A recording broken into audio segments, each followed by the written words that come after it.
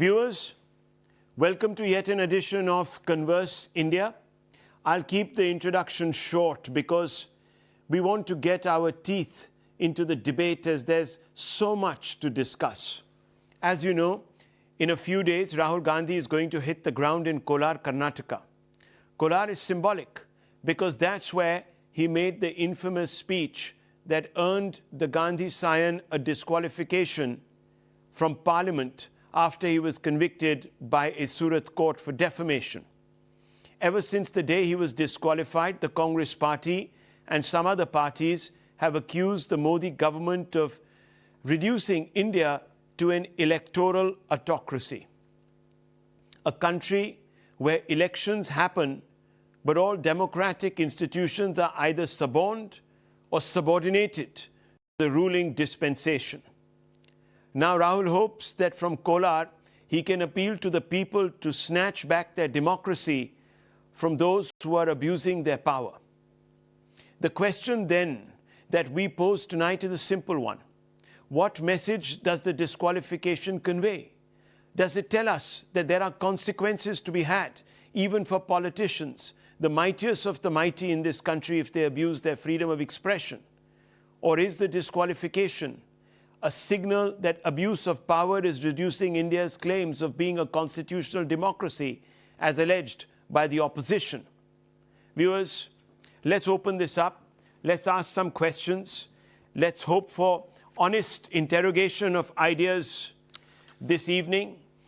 Let me first begin very directly with Amit Malviya, the national spokesperson of the BJP, and Pavan Varma, former member of parliament and author. Mr. Malviya, the charge that the Congress is making and others in the opposition have allied with them is a very simple one.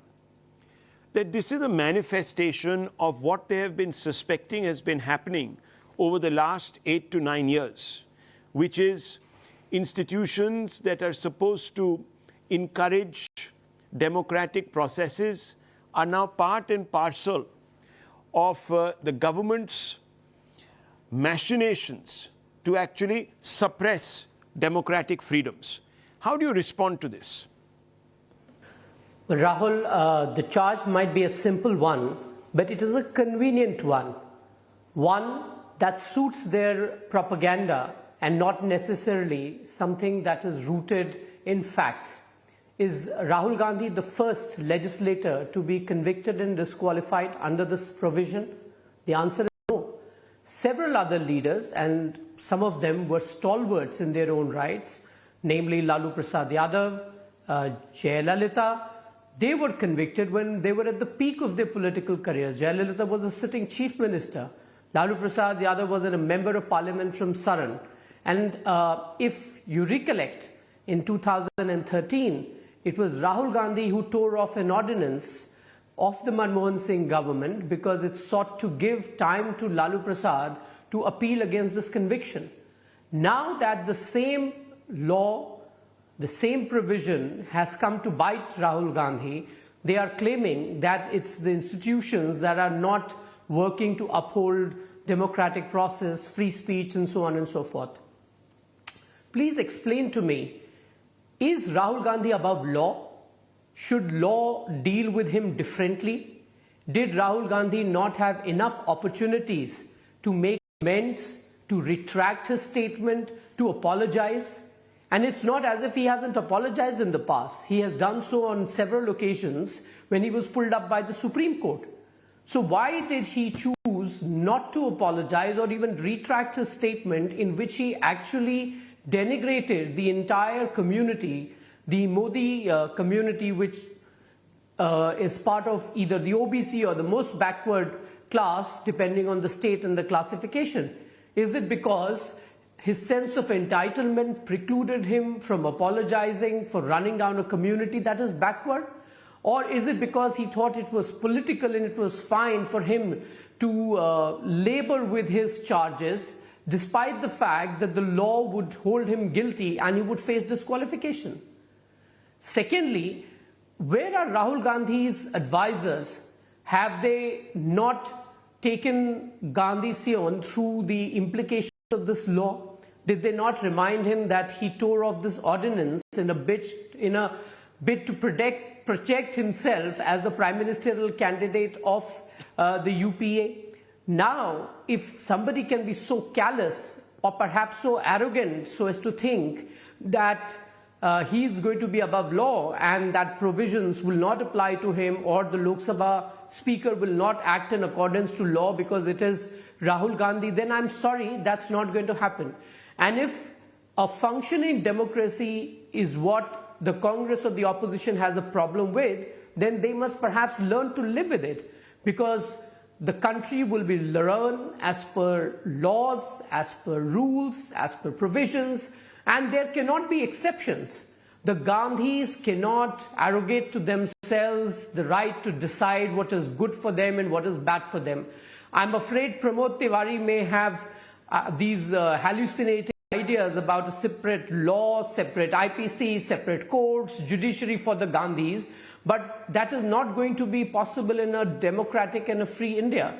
We are not a monarchy. We are a republic. We are run by a constitution. We have a judiciary. We have a legal framework, and we are going to be bound by that.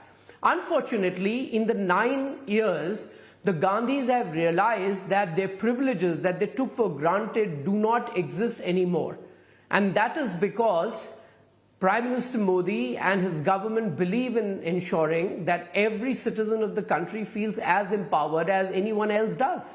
And the whole idea of some being more equal than the others is a thing of the past. It's time that the Gandhis realize it, Rahul Gandhi in particular, who I think carries his arrogance on his sleeve. I don't really know what gets him to be so arrogant, but it does seem that he believes that he's beyond reproach. He thinks he can go on foreign soil and appeal to foreign countries and agencies and powers to intervene in India's affair, and he thinks that he will get away with it. There have been so many inconsistencies in this entire discourse, and Rahul Gandhi has been at the epicenter of it. It clearly, in my mind, does not behove a leader of his standing who's aspiring to be the prime minister of this country, or at least his party is projecting him like one, to be so flippant with his words, so callous with his comments, so indiscreet about his ideas, so nonchalant about his worldview, which at times run foul of India's own position. Okay, let me bring in Mr. Pavan Varma to respond to you. Is this criticism that India is fast descending into this cauldron of electoral autocracy misplaced, especially when one considers the factotums of this case? Mr. Varma, as you know, there have been other leaders, rightly or wrongly, I can't judge their matters, but they apologized and they said, okay, if that is what it takes, then let's wriggle out of something indefensible. But Rahul Gandhi never did. Neither did he ever take the opportunity provided by the court to clarify his remarks. In fact, in another court in Jharkhand, he asked them really to throw the case out, similar case, but the Jharkhand court didn't. It continued with the proceedings. It should have been pretty clear to him that perhaps he was on thin ice. And now that he has been sort of pulled up by the courts and then has to face the consequences of the RPA, etc., he's throwing his toys out of a pram because he doesn't want to be judged like the rest of us. He thinks that there should be an exception made for him. Is that what it is? Thank you, Rahul. My own view is as follows.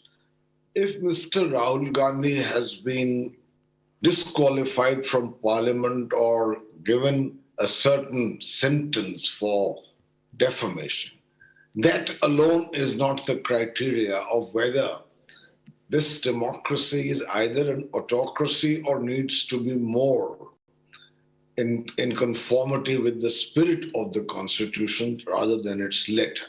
Individuals are less important.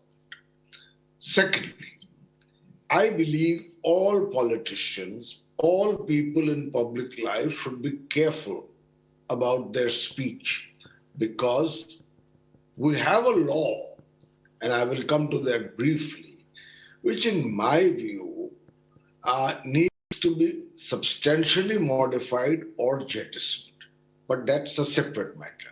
I believe that when he said what he did, you have to be careful because there are sensitivities, and a case was indeed filed.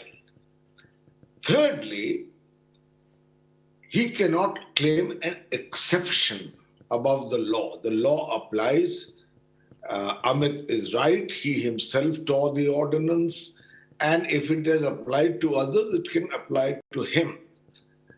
I think there is one element that the court could perhaps have taken into account, and that is that under Section 499, one of the words used is imputation. And in interpreting that word, legal experts say whether that the question of intent or mens rea has been established. Now, the question that can be asked was that in the heat of the elections, when Rahul Gandhi said that all Modis seem to have the same name, whether he was speaking with the intent of deliberately insulting the entire Modi community, or was he speaking in a certain context?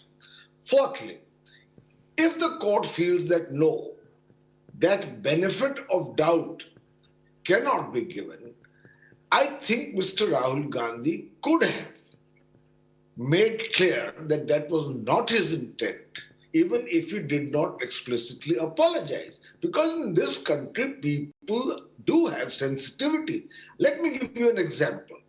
The Prime Minister Modi, in I think 2019 in Gujarat, made an imputation amounting to an allegation that the former Prime Minister of India, Dr. Manmohan Singh, and the former Vice President of India, Mr. Hamid Ansari, had met at Manishankar Iyer, the former minister's house, for dinner, where some Pakistani dignitaries were also present.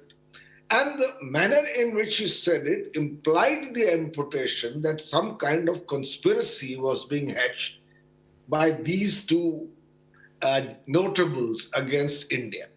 Now, Arun Jaitley subsequently in Parliament clarified that statement and said that it was not meant in any way to be directed at the personal integrity and character and indeed the patriotism of the two. I mean, whatever he said in the manner he said, he tried to clarify. Okay. That opportunity was before Rahul as well, but he did not take it. And my last point is, I think the punishment of 2 years under the law, in fact, the making of defamation into a criminal law, it's a totally archaic law today.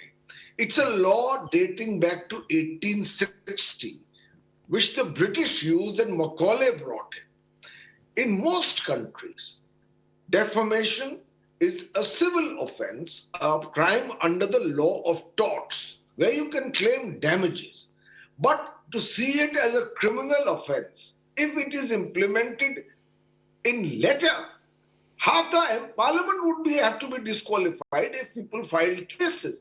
And I believe the judges took the punishment as the maximum of 2 years which the law prescribes.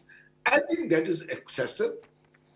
And I think that is something people have the right to question. But Mr. Gandhi is not above the law, and the law is equal to all. Okay. Finally, just last 10 seconds, I think the BJP is also aware that even if this happens, because it was the BJP MLA who did the complaint, the Congress is organizationally weak on the ground, structurally, in order to take this to the people in a manner which would be similar if, for instance, such an event happened to a major leader of the BJP, there would be protests in an organized manner across the country. I mean, in Wayanad, 47 people or 48 people sat in dharna to protest the disqualification.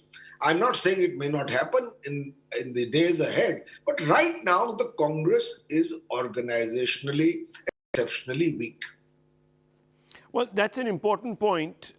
May not be that the Congress is organizationally weak. It could also be that Rahul Gandhi's appeal, his connect with the people, is also weak, because we didn't see the mass outpouring of people on the streets, ordinary people, the constituents of Wayanad. Now, perhaps it is also because Rahul Gandhi has, though been elected from Wayanad, his own appearance in Parliament, the mother of the cradle of India's democracy that he values so much and he says is in danger, he doesn't show up in Parliament. I mean, his numbers in comparison to the others, to the average, are much less.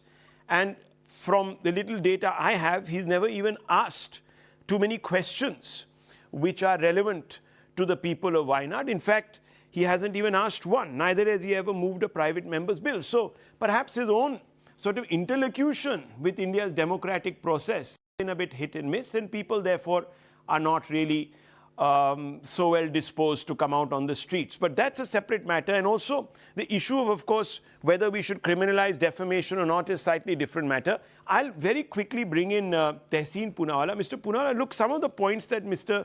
Varma have made are for a larger debate. We can perhaps address those if we have the time. But on the specific political points, I just want to say something. That yes, if the punishment is excessive, as Mr. Varma defines it to be, then why hasn't Rahul Gandhi gone up in appeal as yet? Now, I know that he has a full, 30 days to exhaust, but it's already been a considerable amount of time. Other leaders from the Congress who have suffered have immediately gone up in appeal. Neither has Rahul Gandhi gone up in appeal, neither has he expressed any contrition. What explains this? So, Rahul, at the onset, I would like to clarify one thing, because both the BJP spokesperson and Mr. Varma, for whom I have a lot of respect, made this case that Rahul Gandhi tore off the ordinance. He never tore off any ordinance. He merely suggested in a press conference that that ordinance should not go through. His personal opinion would be to tear it off. It was subsequently dropped. So when the BJP propagates something, and that's where what I call the WhatsApp university starts, because the BJP says something and it tends to become the truth. He never tore off any ordinance, he suggested it. That's point number one. Now let's go to the facts. That there will be an appeal, there is no doubt. The legal team is working on it. And the reason it is taking time is because by itself and bound before the Surat court, this judgment, if I may say so, is stunning. As Mr. Varma explained, 2 years maximum sentence. But may I add to that, for your viewers, never before in any other case except one has there been a maximum punishment in a criminal defamation case. And the process of law, even by the court, bowing before it, and the magistrate was not followed. Has anyone on this panel seen a petitioner, a BJP MLA, go to the High Court and get a stay on his own defamation case when he asked for Rahul Gandhi to be summoned the second time and was not done? When the magistrate changes, he goes back, the summons, he removes his own stay, and then the magistrate issues the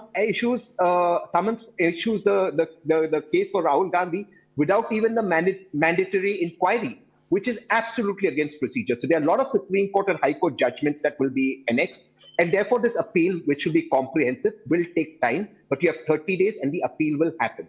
Now let's come to the larger point that is to be made with regards to democracy. We saw in the case of the Kerala MP, now reinstated, that the so-called automatic suspension, when the Kerala High Court stayed and suspended the suspension, and the Supreme Court came down heavily on the Election Commission and cancelled the election, it was not an automatic statement until he had to go to the Supreme Court. And one day before the Supreme Court heard the matter, the Speaker acted, which clearly shows that perhaps, with respect to the Speaker is not completely independent, or perhaps is under some sort of looking at external situation. Otherwise, the Speaker should have reinstated the MP the same day. Now let's come to the next point. Why aren't there protests in the country? There are protests in the country. There were protests today in Gujarat. People put up posters. Modi ji hatao, desh bachao. Those people were arrested. I know, Rahul, when I was young, I would hear the slogan, Gali Gali Mein Shore, Rajiv Gandhi Chore. Nobody took anyone to court. This was a speech made in a political rally. For a political rally, somebody is going to go to jail, and people who are just putting up posters which are not even defamatory. Modi hatao, Desh bachao are being arrested. Is that democracy, Amrit Kal, the murder of democracy, or is it Amrit Kal? I think we got to leave our viewers with that question. Again, just as a follow-up, Mr. Poonawalla, are you suggesting that no one should challenge Rahul Gandhi on the statements he makes? Because it is made, according to you, in the heat of an electoral battle, so therefore we must give him the benefit of doubt. Some people found it offensive. Fine, he might have been a former BJP minister as well as a legislator. He was from the Modi community. He found it, not to his taste. He moves court. Are you suggesting two things? Number one, that Rahul should never be challenged for whatever he says, number one. Number two, most importantly and fundamentally, that the courts are perhaps acting at someone's behest. Is that what you're suggesting here? So two things. Again, I'm not saying Mr. Rahul Gandhi shouldn't have moved court. But to suggest that that was for the OBC community, that remark is bizarre, because neither Lalit Modi or Nirav Bhai Modi, friends or close to the government, are OBCs. So to say that an entire community was maligned, by no stretch of imagination is that true. Now the BJP and its MPs, ministers and topmost leaders may continue to say it, but the people know that's not the truth. As to your question about the court, no, I will not impute any motives to the court, but I do find this judgment, in my opinion, to be away from the point of law, and therefore Rahul Gandhi must legitimately challenge it. And I think there are several problems in the judgment, not just for Rahul Gandhi, the individual, for us as a democracy. Well, because Rahul, tomorrow I could be pulled up in your show and be taken. And I could be taken to court. I understand for something that I've said. No, absolutely not. No one imputes that, obviously, that anyone who speaks anything. Obviously, there are people, when they ruffle the sensitivities of a particular community, then sort of face the consequences. We've had... I disagree with you. It's not about the community. We've had... No, I disagree. That's a matter of interpretation. Now, that's a matter of interpretation. And that's a wrong interpretation. Well, Lalit Modi or Nirav Modi are not OBC. That's one second. Tehseen Poonawalla, I'm only going by the letter of the court. That's what the court believes. The court believes that, look, certain sensitivities have been ruffled, and therefore today we've had to take this maximalist approach. Now that's for the court and Mr. Rahul Gandhi to contest. Rahul Gandhi needs to go out there and file an appeal. Why he hasn't done so, I'll come to that larger question also. It's an important question to get into, because he probably wants to emerge as a cause célèbre for a larger battle that he's trying to wage against this government. But I'll come to that. But very quickly, I just want to get other people's views on this. Tushar Gupta, we heard Pavan Varma making it very clear that, look, you cannot suggest that one individual's matter, even Amit Malviya made that point, that one individual's matter, whichever way it cuts in the courts, can be taken and extrapolated to cast aspersions on India's democratic setup. Good evening, Rahul. You know, a few months back, Rahul Gandhi embarked on a Bharat Jodo Yatra. What was his objective, as claimed by the party? That he wants to unite the country, that he wants to spread the message of peace and harmony and all that? Now, what kind of a Bharat Jodo Yatra is this, where there's no place for the OBC community, because Rahul Gandhi believes that labeling an entire Modi community as thieves is okay, but apologizing for it is not? What kind of a Bharat Jodo Yatra was Rahul Gandhi running if he's okay mocking VD Savarkar, thus hurting the sentiments of 1 billion Indians in a press conference? What kind of a Bharat Jodo Yatra is Rahul Gandhi running when he's openly seeking foreign reaction on foreign soil, thus hurting the patriotism of more than 1 billion Indians? Rahul, I'll tell you the truth. At this point, even the Congress doesn't understand what they believe in or what they do not believe in. They're confused. They win the elections in Himachal, their belief in the election commission is there. But Rahul Gandhi goes on foreign soil a few weeks later and says, oh, I do not have the institutions in my control. The Surat court gives a conviction to which Rahul Gandhi can file a review petition, which he does not, to which he can appeal to a higher court, which he does not. And they say that the judiciary is a sellout. Every night on every different channel, some of the spokespersons will say that. But when they get the bail in National Herald case, they respect the same judiciary.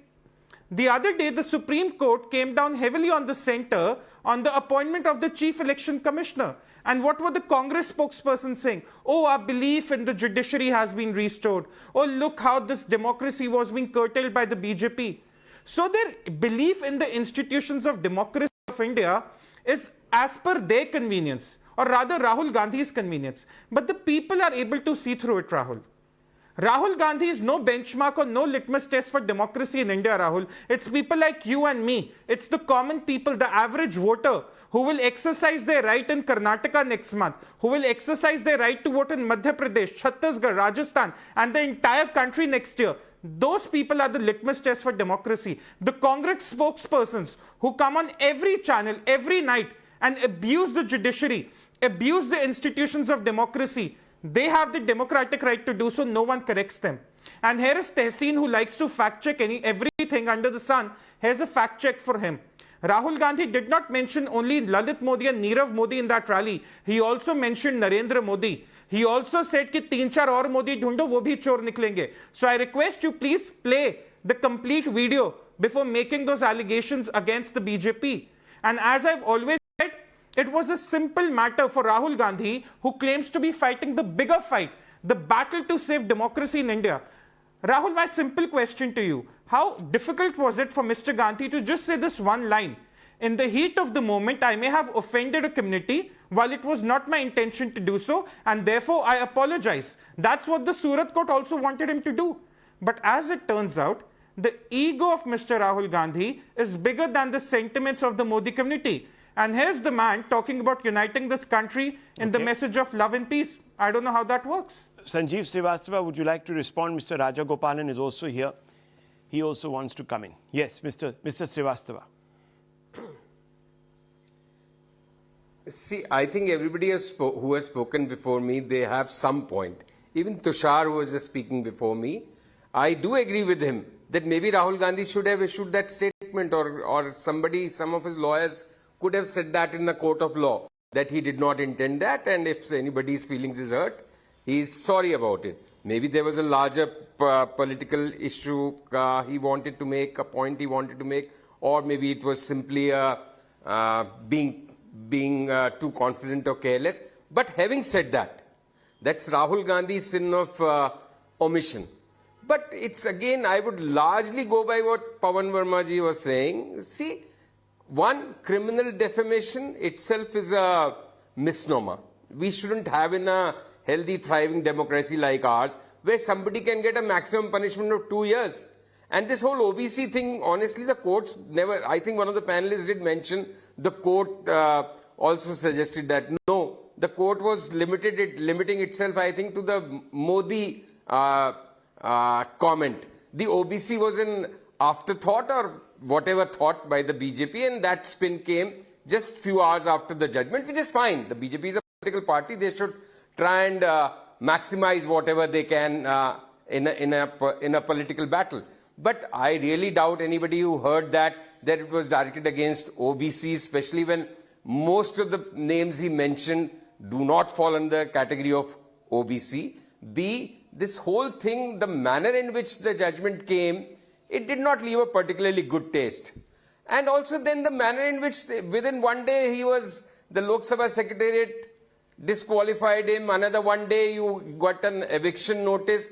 So many people like Ghulam Nabi Azad, there are so many people, I don't want to name them because I don't know all the names. There must be scores of examples where former MPs and people are sitting pretty in their homes.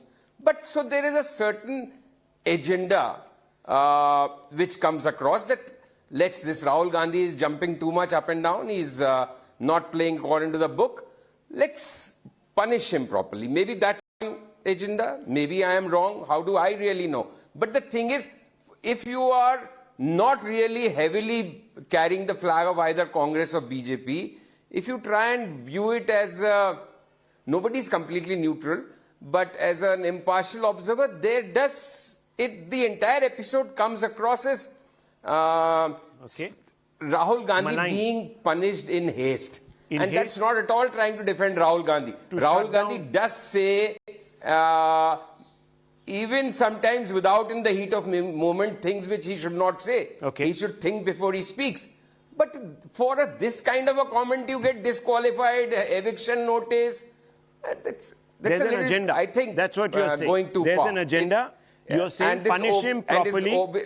I was reading OBC thing also. I was reading an article short while back. Let there be a corruption case, a violence, case of violence. I understand. Arson. Let me ask that of Mr. Rajagopalan. Mr. Rajagopalan was reading an article in a publication by a French political scientist, Christophe Jafferlot, and he says, I think he said a lot of what Mr. Sanjeev Srivastava is saying, is that, look, this is an attempt to put down an opposition leader who is bearing the flag of dissent. Now, we may like it, we may not, it may be convenient, it may not be, but at least in the public gaze, he has been dissenting, and the BJP, he claims, is a little rattled, and therefore it is going and throwing the kitchen sink, so to speak, at Rahul Gandhi.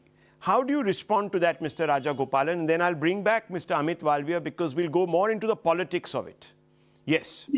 I don't think any rattling of the situation, as the French author has projected, Rahul. My three agenda of Rahul Gandhi, I want to connect the dots and interlink the dots. One, why did he surrender the house? Because that is connected with the case. Suppose tomorrow if they appeal and get the stay, will he get back that house? Number two, what is the use of telling a newsman in a press conference, "Aapka hawa nikal dunga"? What does it mean?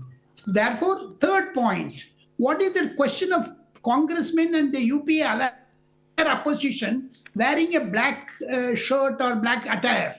These three has some sort of interlinking that sets an agenda of Mr. Rahul Gandhi. I disagree with Sanjeev Srivastava, because this is the agenda of Mr. Rahul Gandhi. The reason being, he is a man in a hurry. Yes, of course, he is a man in a hurry. After having been 20 years of member of parliament from a constituency, Amethi, and you still not have learned the etiquette of the parliament system, as you put it, has covered parliament for 40 years, Mr.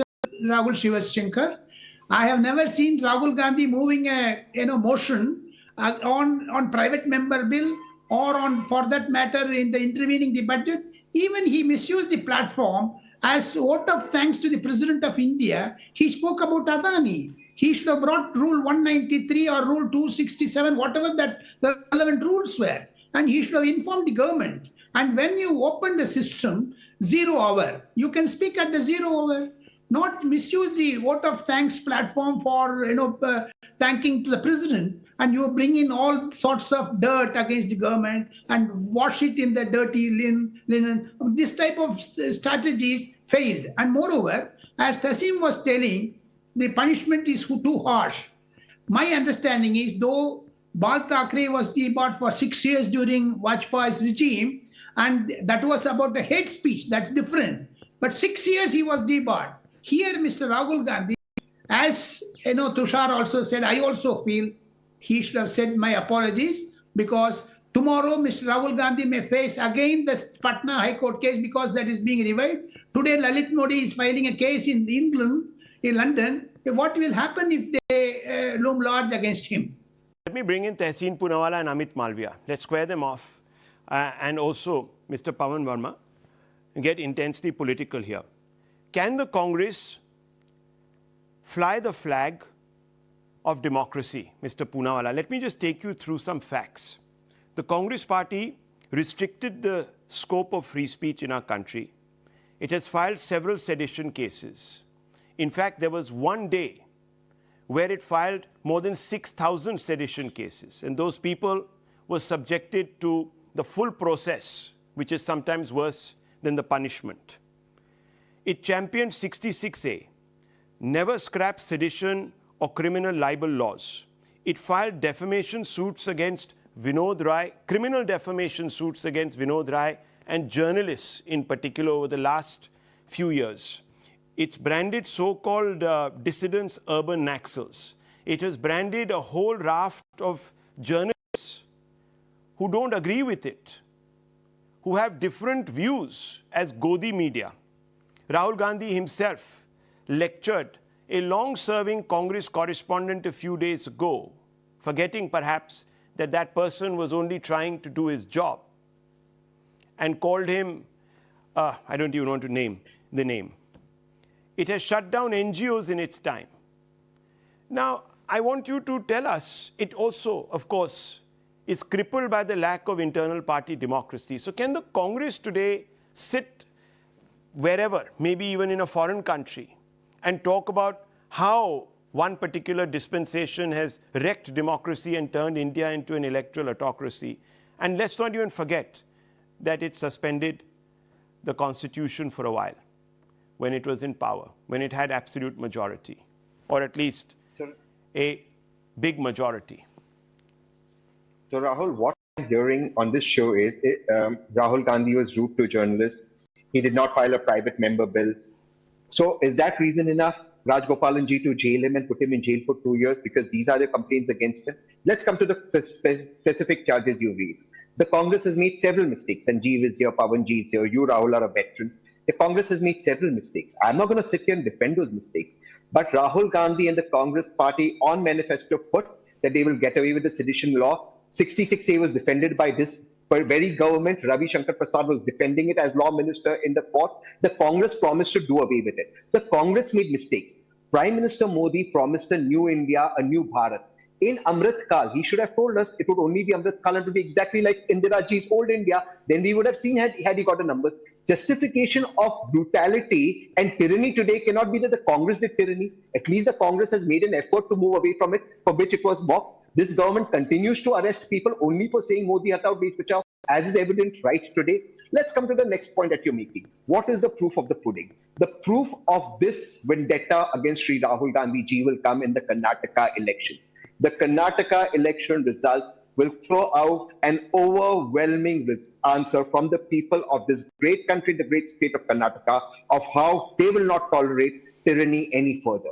It is the effort to crush a dissenting voice. Just because he spoke about a industrialist in parliament, which Mr. Rajgopalan alluded to, which did not go down comfortably with the present government, is why Rahul Gandhi is being crushed. And the people of Karnataka will show it on May 13, when I will be with you, Rahul, on this show, and we will see what they have decided. Okay, so on the last point first, very quickly, going by judgments delivered in the People's Court is a weak argument, Tehseen Poonawalla, especially for the Congress to make. It's pretty much been pushed to the margins in a large number of states in this country and has lost 2 general elections under the Gandhis.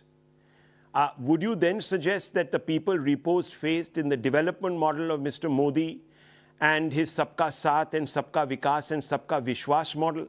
Because that would flow from that. Would you say that all the voters in the Northeast that have voted for the BJP, at least in 2 states with some conviction and 2 others for allies of the BJP, and these being minority-dominated states, believe that Mr. Modi is an inclusive leader? So let's not go down that, but let me get in Mr. Amit Malviya to respond to you in substance. Mr. Malviya, the fact is that, yes, the Congress has made mistakes. It continues to make mistakes. It's paid a heavier price, but that can't hardly be a response. As Tehseen Poonawalla says, that look, wo itne kharab hain, to hum bhi ban sakte hain. That can't be. It can't be relativistic. Well, that's not even the argument, Rahul. And the list of Congress's sins is so long that we can have an entire debate on it. But let me come to the more substantive argument. What are we debating here? The fact that Rahul Gandhi has got convicted? Does his conviction mean that democracy is in danger? Was democracy in danger when Lalu Prasad was convicted? Why was democracy not in danger when Jayalalitha was convicted? How is it that Rahul Gandhi's conviction, who's a mere member of parliament, equates to democracy being in danger? Secondly, I heard some people make an argument about the kind of defamation laws that should be in India and should not be in India. That's a larger debate. For now, the law says that there is civil as well as criminal defamation. That means it's open to people to go to the court and seek redressal if they are aggrieved. In such a scenario, it's a level playing field for everybody. Why should Rahul Gandhi be above others, or why should he be made a special provision for? Thirdly, if the court convicts Rahul Gandhi, it's not as if he's the first person to be convicted for hate speech. There have been other people before him, and therefore it does not make him unique in any sense. The maximum punishment, the law allows for it, the court has convicted him. Where is the problem? Is the problem that the person convicted is Rahul Gandhi? And is the Gandhi surname going to be above law, constitution, parliament, and the courts? Why? I ask that question. What is Rahul Gandhi's achievement? What is Rahul Gandhi's political stature? What is Rahul Gandhi's contribution to this country? What is Rahul Gandhi's contribution to the public discourse at large, other than being a walking, talking meme?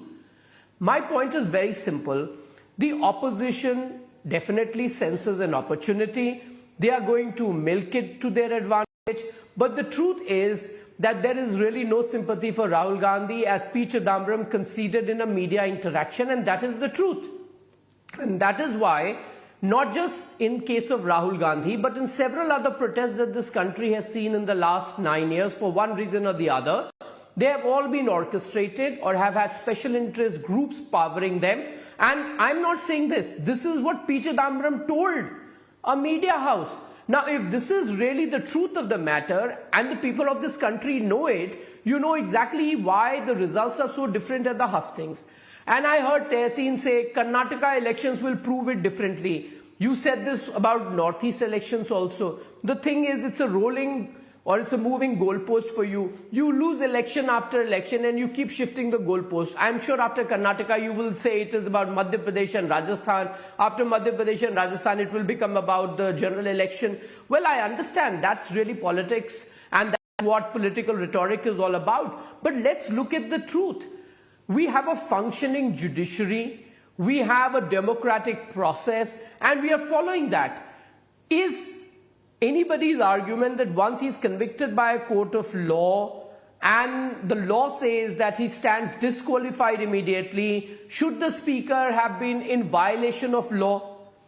If the speaker did what he was supposed to do and the housing committee asked him to vacate the house like they do with all other members of parliament, if Rahul Gandhi for any reason wants the house to be retained with him for a longer period, he can go and make a representation. From what I understand, there is a provision to extend the allotment for 3 months, and there are certain charges which are different from what a regular member of parliament is entitled to. But Rahul Gandhi would not do all of that. Why? Okay, that's an important point. On the house business, now I'm not holding up anyone as an example here, but I'm just bringing out an example. When Mr. Sisodia was sent to jail, Arvind Kejriwal's government very quickly came out with an order asking him to vacate his ministerial bungalow. Now, whether that will happen or not, etc., is a different matter. But an order was issued and he was given a matter of just days to vacate it, because the next minister or the next occupant was more deserving, etc., because he was going to, or she was going to, hold the public post. So that is a convention. Now, let's not get sidetracked by all of that. I just want to come to you, Mr. Pavan Varma. Isn't there some merit in the argument being put forth by the BJP that there are and have always been perhaps malcontents or authorities, call them what you want to, depending on where you stand, in any era in India, who have written off India's democratic credentials? Why should we say that that is exactly what, we've seen that in the 50s, 60s, 70s, 80s, 90s, the noughties, as you call them now, of course. And so how is this any different? Thank you, Rahul. I've listened to the debate and I have 4 or 5 good points to make. First, the question that you asked. I am a strong believer in India being a democracy. And I have faith in the people of India and the wisdom of the people of India. And I do not buy the argument that democracy is going to collapse in India. That's point number 1. Yes, we can in a democracy, interrogate, question many developments within the framework of democracy which we believe are inimical to or pose a threat to democracy, and that is the normal discourse of democracy which must be fought internally by political parties using the wisdom of the people. Secondly, I want to make a quick comment. You see, whether Mr. Rahul Gandhi should be disqualified or not, for God's sake, let us not bring in performance in parliament as the criteria. If that was the criteria, then there are many others who have also performed quite miserably. No, but that was not the context was not that. The context was that he talks about democracy but doesn't observe the conventions. And doesn't practice. So let's not confuse those issues. Those were separate issues. Yeah. Okay, let me just finish. Yeah. So anyway, I'm not going into that. Mr. Gandhi can be faulted for his absence from Parliament and for his lack of taking responsibility in Parliament as the leader of opposition representing his party, and so on and so on. That's a separate matter. Thirdly, I want to say what is right and what is wrong is a matter of law. It does not get legitimized if any person so accused of being wrong wins elections. And this applies not to the BJP, but to all political parties. Fourthly, Section 500 of the IPC is the provision that provides punishment. Yeah. The maximum punishment is up to 2 years. That also is linked to disqualification from Parliament. In this country, there can be a debate whether the honorable judge, and we have faith in the judiciary, the honorable judge did the right thing in a matter like this to award the maximum punishment, and the Congress party has all the avenues open to seek release. Yes. And even I'm a mystified as to why, with such brilliant lawyers as part of their team, they haven't done it. Last point, quickly. This question about that I will not apologize. I'm a Gandhi, I will not apologize. I cannot understand it. You can make a bona fide mistake. You can say, I never had the intent. You can say, I'm sorry if I've hurt somebody. Okay. That's also democracy. And then to make the comparison with Veer Savarkar. You may disagree with Veer Savarkar on his short polemic on the Hindu Rashtra. But you cannot disagree with the fact that Veer Savarkar was a patriot, a revolutionary who suffered as a freedom fighter in a manner which few others have suffered. Mrs. Gandhi, Mr. Rahul Gandhi's grandmother, issued a postage stamp. That's true. To honor him. So you can't say, I'm not a Savarkar, I don't apologize, I'm a Gandhi. This kind of, in my view, well, I think let's test viewers. I've run out of time. I'm really sorry. Let's test India's democracy against how its institutions react to challenges. I think that's perhaps where we should leave this discussion. Let's hope that Rahul Gandhi tests the independence of the judiciary by filing an appeal. And if the appeal goes his way, he will have all rights to brag. If it doesn't, he must then accept. Let's leave it at this for now, viewers. In the lifetime of nations, conversations around the quality of democracy always persist. And it's great that we can actually have those conversations amongst ourselves in a non-cantankerous way. Thank you very much.